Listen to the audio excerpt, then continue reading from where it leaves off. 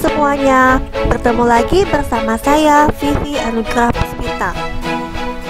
Nah, pada kesempatan kali ini kita akan belajar tentang objek IPA dan pengamatannya. Sebelum mempelajari objek IPA, kita harus tahu dulu apa itu IPA. IPA atau ilmu pengetahuan alam adalah ilmu yang mempelajari tentang alam yang ada di sekitar kita.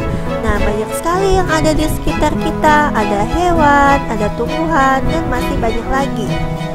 Objek IPA adalah seluruh benda yang ada di alam dengan segala interaksinya untuk dipelajari pola keteraturannya. Objek IPA terbagi menjadi dua, yaitu objek biotik dan objek abiotik. Objek biotik adalah objek yang terdiri dari makhluk hidup, contohnya pohon, kerbau, katak, rumput, dan masih banyak lagi.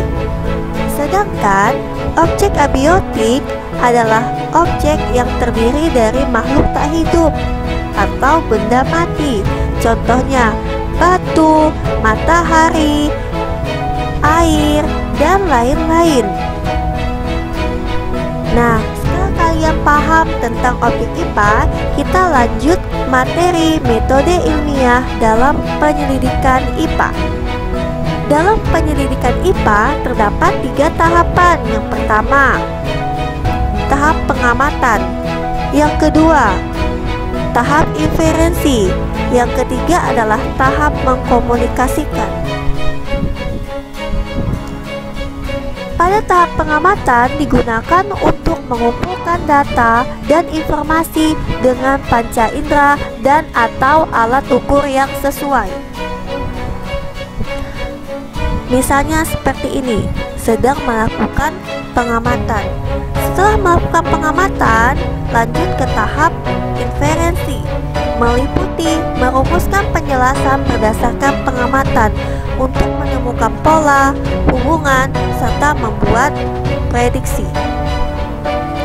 Setelah membuat inferensi, dilanjutkan dengan mengkomunikasikan.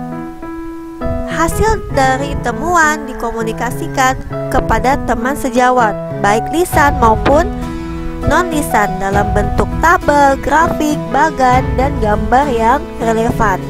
Nah, selanjutnya kita akan belajar tentang cabang ilmu IPA. Yang pertama yaitu fisika. Fisika mempelajari tentang unsur-unsur penyusun alam dan gaya yang bekerja, misalnya materi, gaya, gerak, energi, dan masih banyak lagi. Kemudian kimia. Kimia mempelajari penyusunan dan perubahan zat. Yang ketiga yaitu biologi, mempelajari tentang makhluk hidup. Kemudian geologi mempelajari lapisan penyusun bumi dan atmosfer.